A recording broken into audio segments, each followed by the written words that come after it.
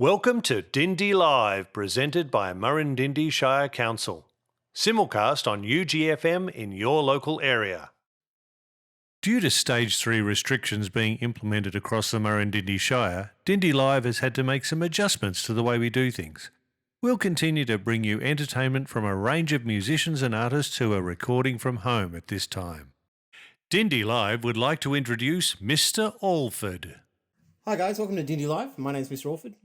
I'm going to play some songs for you today. This one's called Mend a Broken Heart. By the way, I'd say I cleaned up, but I actually didn't. I just put a blanket over stuff, so that counts. That's some effort. I went like that and put a blanket over. But you know, it's fine.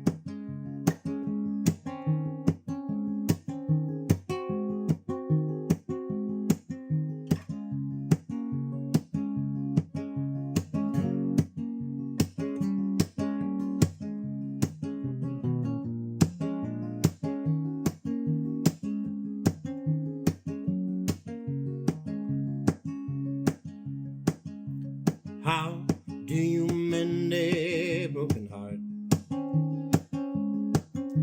You glue together all those broken parts. Then when you are done, you leave it in the sun. Then you'll have a mended broken heart. I think it's time I went and lost some weight. Went for a run, I'll feel great. On my way home, I'll inhale the Toblerone. Think it's time I went and lost some weight.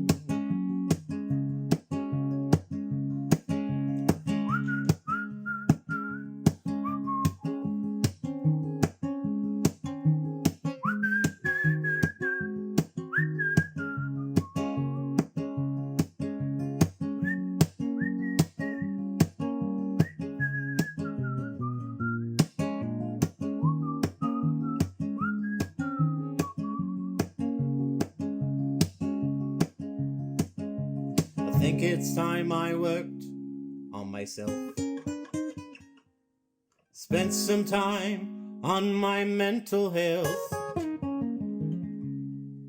Stop drinking wine, it only makes me cry. Think it's time I worked on myself.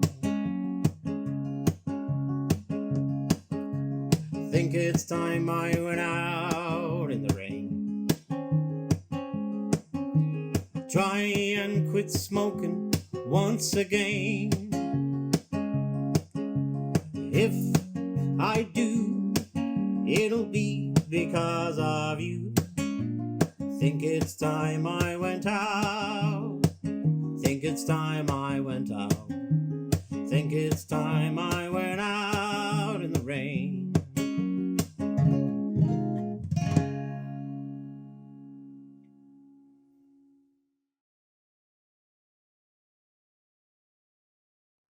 Hey guys, this is a bit of a serious song. This is called Rules. It's a how do I compact it? It's a list of rules that a mother wrote that a dad is singing to the child after the mother has passed away. It's a list, yeah. I won't go into it. I'll just sing it. Your mother loved you so. Here's a list of things she wanted you to know. Be courteous and be kind. Have an open heart and a open mind. Give to those in need. Share your money, your time, and especially your weed. You only have one heart, so let it be guided guided by her star. Learn to listen well. You can learn a lot from the stories people tell. You only have one heart, so let it be guided by her star. Love like it's your last. You gotta dive head first through the looking glass. Here's some rules that you can break. A father's love for a mother's sake. You only have one heart, so let it be guided by her star. This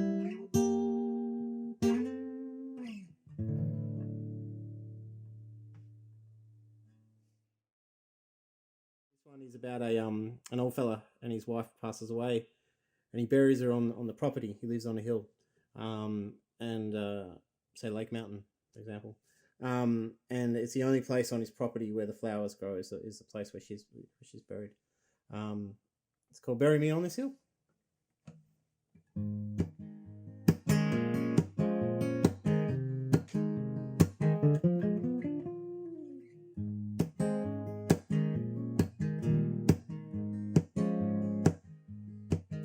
This house, it's warm, with curtains torn. When I die, bury me on this hill. This house, it's cold, so why no flowers grow? When I die, bury me on this hill. There she lays, 'neath the Everglades. It's the only place the flowers grow. There she lies, where the bluebird flies. It's the only place the flowers grow. If I had one wish for one more kiss, when I die, bury me on this hill.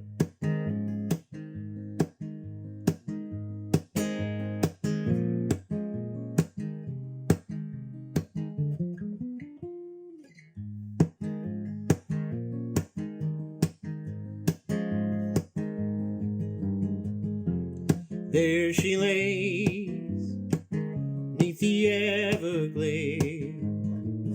It's the only place the flowers grow. There she lies, where the bluebirds fly. It's the only place the flowers grow. This house, it snows, so why no flowers grow? When I die, bury me on this hill. If I had one wish for one more kiss, when I die, bury me on this hill.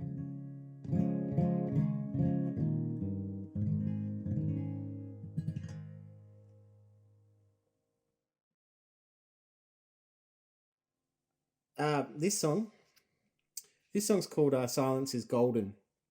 It's about I tour a lot, and this one's about being away from your partner and how sometimes that's a good thing. Yeah, bit of fresh air, bit of missing, bit of longing. Yeah, I'll just play a song. I tell you about my time in the sun, how the West was fought and how it was won. I don't have time, you're not here. Silence is golden with you, my dear. I tell you about my time in Tamworth. Shoes are too small and how my feet hurt. I don't have time, you're not here. Silence is golden with you, my dear. I'd write you letters full of poems and prose. I'd tell you my secrets, the ones that nobody knows, the ones that nobody knows.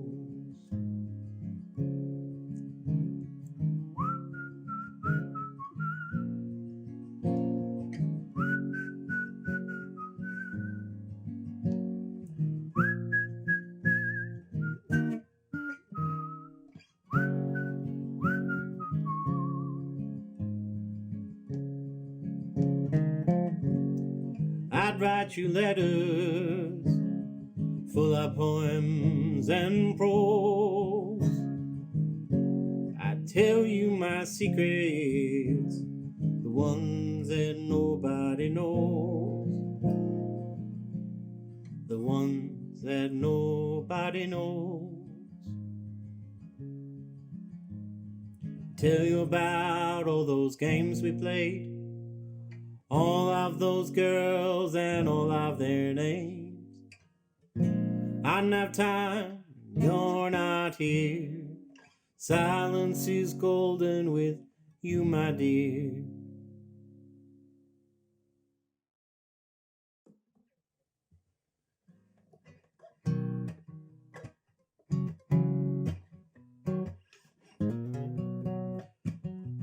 Hello, 5 a.m.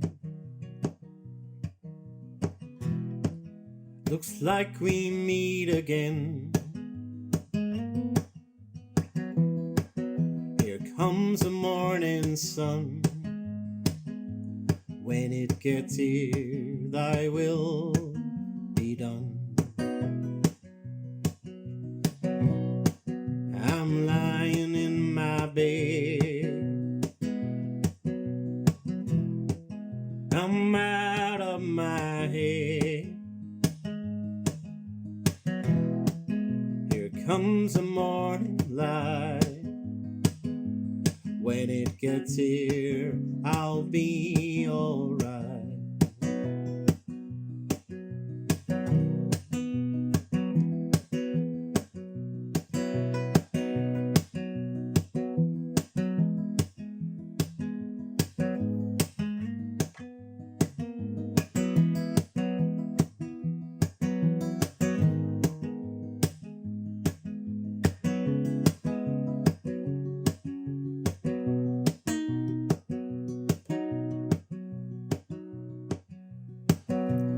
Hello, little bird.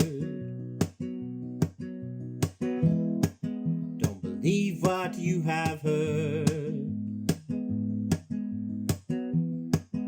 Here comes the morning sun. When it gets here, thy will be done.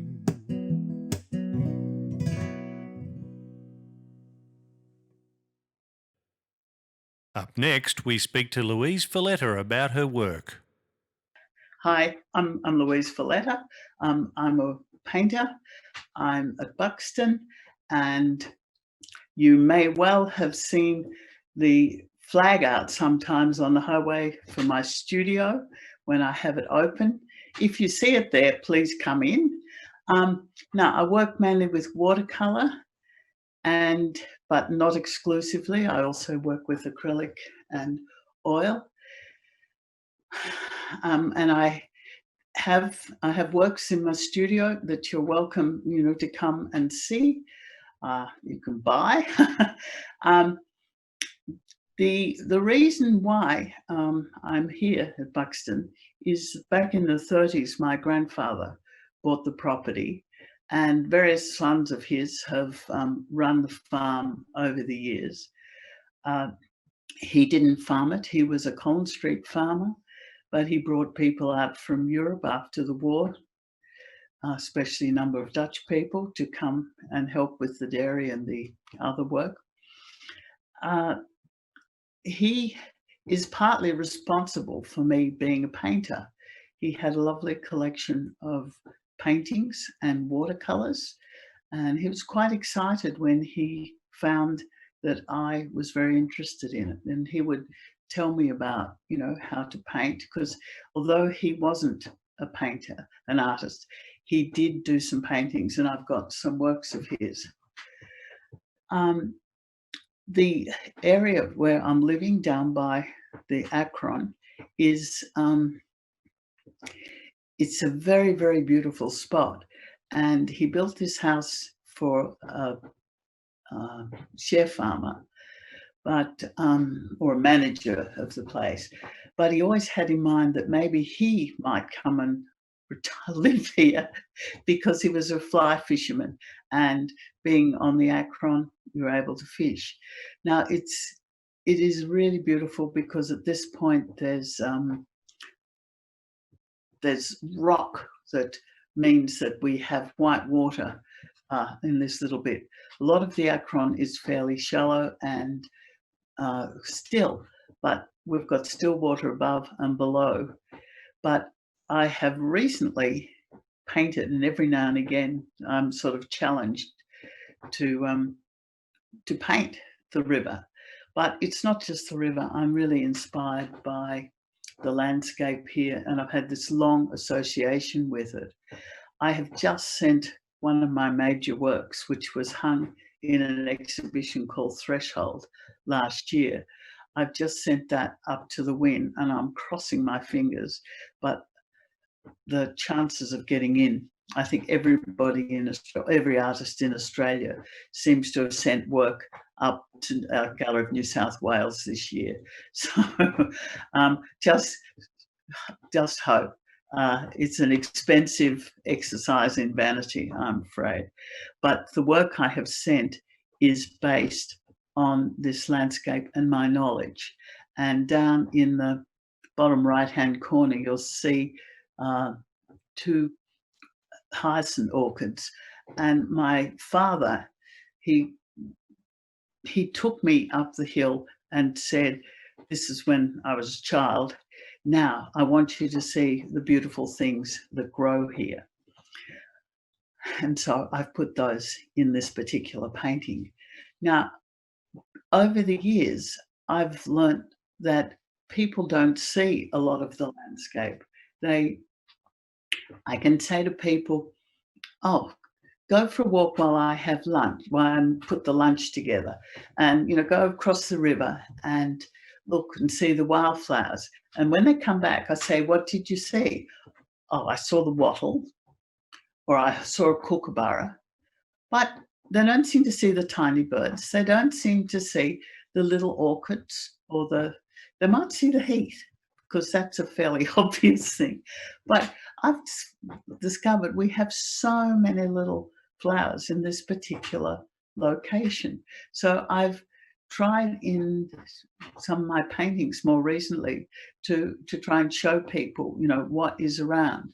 But I don't make them really obvious. I'm not only doing them as a botanical study. Mind you, I did some botanical work just before the bushfire, because I found the landscape sort of depressing with so many trees dying, and there was that lack of life in the landscape, that lack of vitality. And I was thinking about this last night as I was actually tidying my studio, so I could, you wouldn't have quite so much clutter in the background, but we've had to go inside. We don't have good enough connection there. But I was thinking about this, and years ago, back in the 80s, 70s and 80s, the landscapes that I was painting, they had so much more energy. I was really wanting to paint the energy of the land. But now I find that I'm really concerned with the fragility of the land. You know, how we do something and it changes it. It doesn't recover. If you're in America, you can go for a walk and you can see that there's old, this is in Massachusetts, I'm thinking, there's rock walls and oak forests all around and sycamores and things. And the country there really recovers after. But here, you don't get everything coming back. But those that do survive our droughts and the difficult conditions, they can survive natural conditions, but put a bit of superphosphate on them or dig them over, and a lot of our little plants are gone. They're too fragile to take that. So, Where did you develop your passion for the Australian landscape? my passion for the landscape, I think, probably started when I was a young child and we lived in Ararat. And I can remember seeing various mountain shapes when we were driving with my father or out somewhere. And I know one was called the Naked Lady or the Pregnant Lady. So I think that sort of drew me into looking at landscape. But we used to go out collecting wood, and they would, some friend, they'd use gelignite to blow the old trees up, the dead trees up. And I'd be sent down into the creek bed to, get out into safety. And I just loved the soil, soil. Now this was around Ararat, and whether this had eroded from gold diggings or what, I'm not quite sure. But I love the colour and the texture of the soil. And I do find that when I'm in other countries, I find the softness and the humidity softens the distance, and I'm not so drawn to that. I feel when I paint there, I'm just painting pictures, for the fun of painting a picture. But when I'm painting the Australian landscape, I'm sort of tapping into a deep meaning, a deep need, and something I absolutely love. And, when I see the colours of the soil, I really just get so inspired and, want to paint. While I was refreshing myself and looking for some images for you, I've gone through and seen some of my photos of the soil, and I just think, oh, I've got to get out there again and paint. But it doesn't always have to be the bare soil, but I do love that. I've found that over the years, the particular landscapes that you want to return to them, something changes. Something will change. Somebody grows something, it's a different season, it's wet, it's dry, it's got flowers or something. And there's something different about the relationships of the shapes and the colours. And then I want to go and paint it again. And there's I often remember when a particular crop was sown, because I will have wanted to paint that landscape because it was changed, it was different. And there's a hillside in Thornton that I've gone back to over the years. And it's got rocks, granite rocks, which are often a thing that does attract me to a particular location. But I find that the soil sparks me, and the change in the relationship of the colours. Now, when I'm painting, I don't want to just paint pictures, although there's a part of you that wants to do that, make something nice. But I want the pictures to be meaningful, and I sort of feel that this connection, this sort of spiritual connection that I have with this land, I want it to be meaningful and a bit timeless. So, I think that's why I paint the Australian landscape. But it's interesting. I did find when I was in America on the East Coast where it's so green, I just feel that that's sort of picture land. But 2 years ago, we went to, especially asked to go out to the West, and we visit Canyonlands and some of those wonderful sites. But I think perhaps not having the same story, and there's so much filming being done in those places, I just didn't connect to it with that same sort of sense of meaning and understanding and passion, or belonging too. I think there's a belonging. I did find in Italy that there was something that drew me to wanting to go back, and I did have a scholarship in 1998 from the Australian Foundation for Studies in Italy, and that allowed me to go and paint. But it was partly the colours of that landscape, the fact that there was sort of ancient things from the past, sometimes in rock walls. The churches use pieces from an earlier building, and you keep finding that there's history there that I relate to, that I really relate to, finding that history in the land. And I've, over the years, I've been sort of pleased to find that I do connect quite deeply with our landscape, and I've quite often found artifacts or found a story later about a particular site that have sort of helps explain why maybe I was attracted to it, and maybe too why there's a story in that landscape. How have you juggled travel and work? Because it can be a very sensitive thing, that you want to be there longer, or you don't want to be there. This is not the time. And just how, who's going to be with you? But when you're out back, you really can't be alone. There's got to be at least 2 or 3 of you. So and I have gone a couple of times out near Marie, and I've been there a few times. First time with these friends, and I had that feeling. We stayed at Malurina Station, and we went out to Lake Eyre, but I had that feeling that we weren't really learning all about the land. We're learning about Donald Campbell and the Bluebird and the station people, but not that much of the Indigenous. So Trinity Grammar School had these camps that the students would be taken on to meet up with Indigenous people. And, you sleep down out on the ground, rough, not very comfortable. But I've been on those twice, and they're led by Reg Dodd. And he's an Aboriginal elder of, quite some note.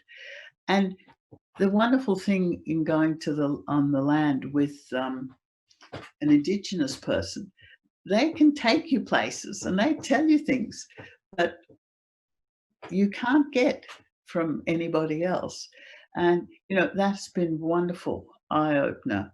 And that sort of helps to inform my work. And you find that it's not only when you're in that landscape, but it sort of helps you understanding a lot of the issues that the people face, and where things work and where things are difficult. Do you think you connect to the landscape more deeply because of your travel? I think there's something in that. Kath Ballard, who was a really eminent watercolorist, she said to me that she felt that I had, like the Indigenous people, she said, as a white person, you relate to the land in that sort of way, with that depth, that connection. So I remember I was quite thrilled when she made that note. She painted beautiful pictures of the light, and she was very she loved coming up and staying at Redgate in Alexandra. That was one of her favourite places, and she'd paint around this area. So, Can you tell us about the years of art camps on your property? well, I was living in America because, when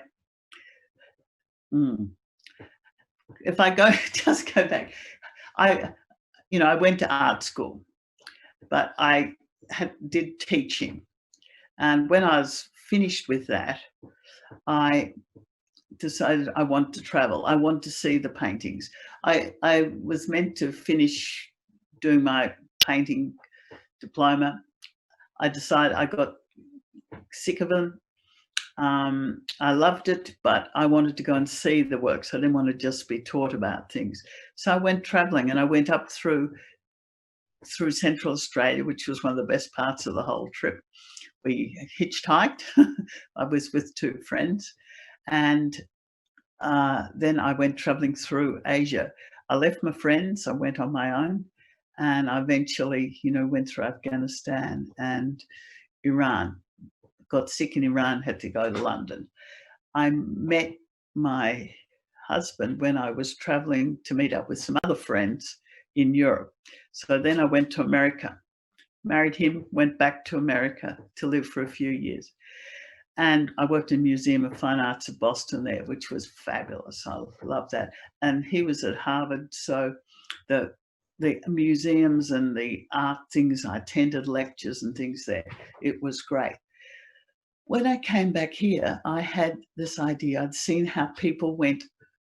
There was a lot of adult education. Now, there wasn't that much here, that hadn't really kicked off here. So when I came back to Australia, it was kicking off, and CAE were making a centre in Grave Street, in Flinders Street in Melbourne.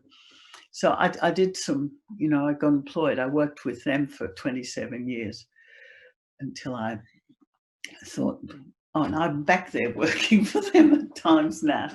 I was meant to be working this next weekend, actually, to do a workshop. But what I noticed in America was these adult sort of camps, and I'd always liked the Box Hill camp and the Heidelberg School things. So we had these sheds at Akron Park when we've got big silos, which you probably have seen on the landscape. And there was the dairy, which was no longer being used because we didn't have dairy cows anymore. And I started up these summer schools. And, I've written this story recently for the Buxton history book. But I had those summer schools going until 2003, from 1975 till 2003, just with one interruption one year when I was very pregnant and expecting Adrian in that summer, that January. So I didn't have a school. But it was very hard getting people. But the National Gallery in Melbourne, they offered it too as something for their members. And I think a lot of people up here in the past knew about the summer schools. People would come up and camp. I taught painting and then watercolour.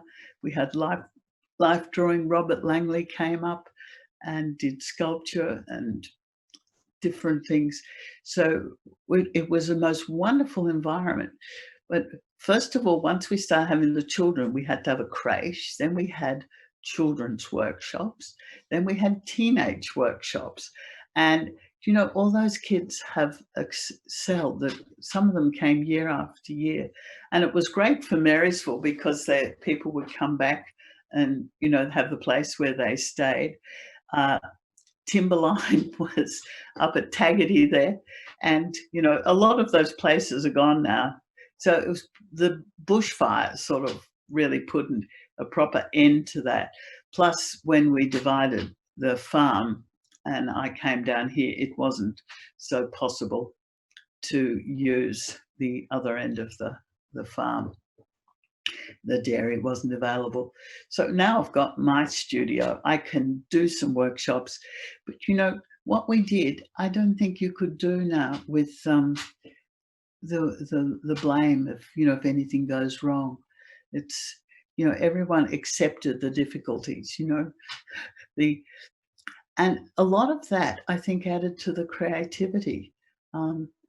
It was a truly wonderful time, and I still have people saying to me, it was the best time of my life. That's the best activities.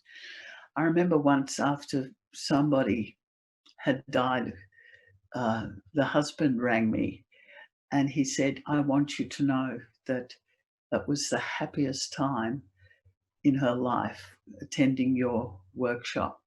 And I'm still getting notes from people, that was one of the most wonderful times of my life. We did painting and drawing, and at night we had my brother Ken showed slides. Some nights we had concerts, and some of the people now you hear on the ABC, this was before people were famous. And they loved coming in the dairy because the concrete and the tin, although we were so uncomfortable perched on little chairs in this makeshift theatre, the sound was wonderful. The acoustics were wonderful. Can you tell us about your homemade walnut ink? Well, it was challenging. But I enjoyed the light tones too in that colour. It's got a very lovely colour, and I've got a little bit where I tested the American walnut ink, and it's a bit sort of more sepia and blacker. That it was quite a lovely colour that came from this, with those tints. And I had to keep cooking it and squeezing, I squeezed all the shells to get more body out of the colour. I nearly burnt it, some of it. Fortunately, not all of it, but at one stage. And I think there can be times when I'll get these little black sort of sediment, but I've strained a lot of that out. But it's sort of interesting, and often with watercolour, we're very keen on getting that granulation. So, it's been a lot of fun, a lot of learning. At first, it's quite pale, and you have to keep cooking it more and letting it rest. And then there was this part where I had to squeeze all these shells, and then you cook it again. You have to reduce it. So, in the end, I got this very rich colour. But at first I went out sketching and I hadn't got it dark enough, So I went back and found on top of the hill to add some more darks. And then I found I'd taken everything except my walnut ink, but unfortunately taken the watercolours. So I did a little watercolour instead. But no, it has got that lovely colour and that lovely tonal range.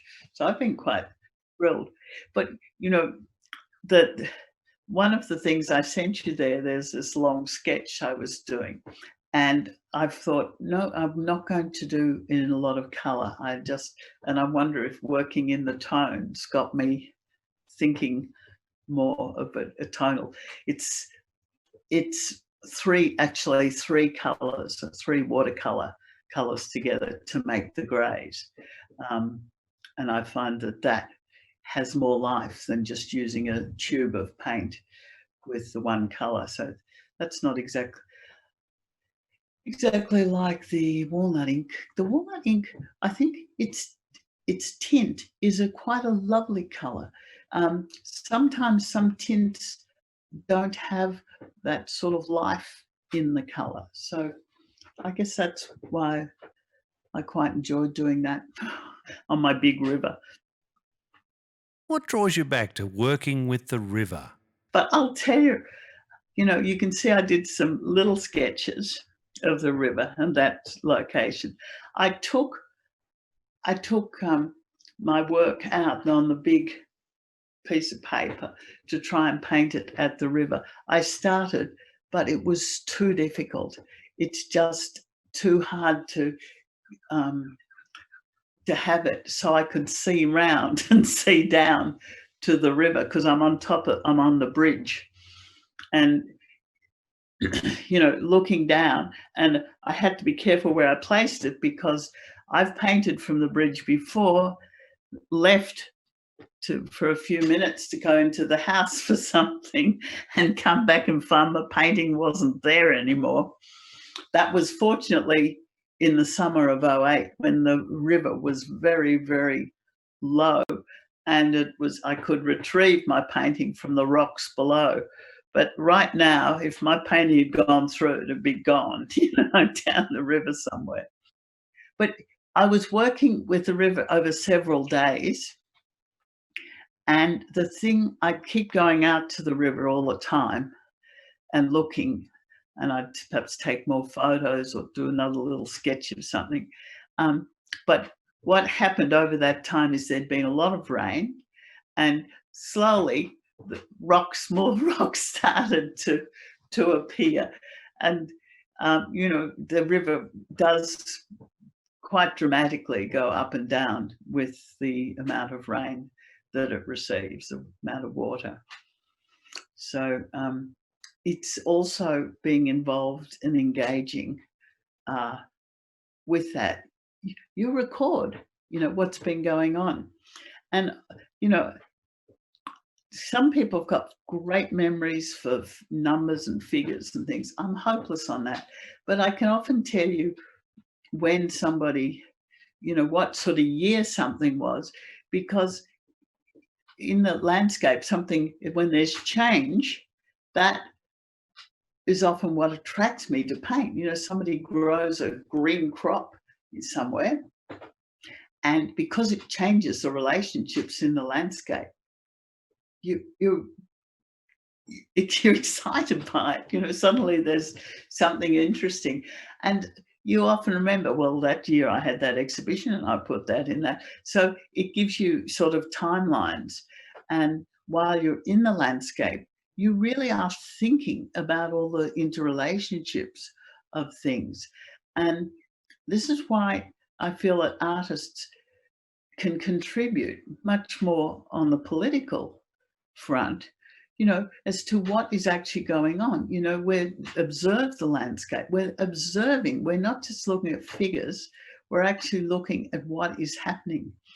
And you see all these little creatures, and know that in many cases we know so little about them, but other people are there looking at maps and paper, but they're not looking at what is actually making up that land, and how it gets changed under different circumstances.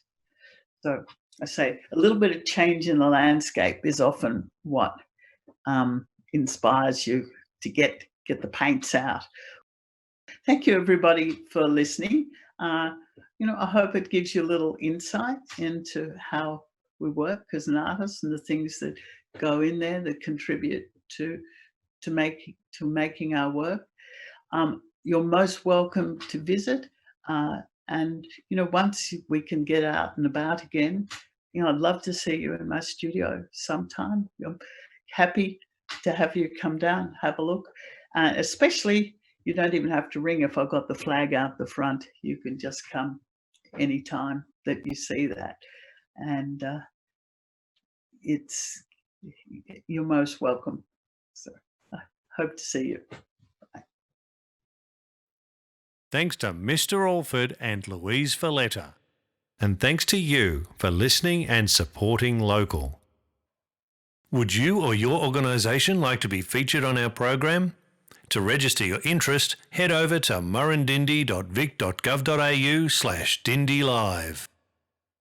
Dindi Live, bringing the arts to you. In Murrindindi Shire, it's business as unusual, and right now our local businesses need you. Every dollar you spend locally helps business owners support their family, other businesses and you. Shop local, shop Dindi. Visit dindidirectory.com.au.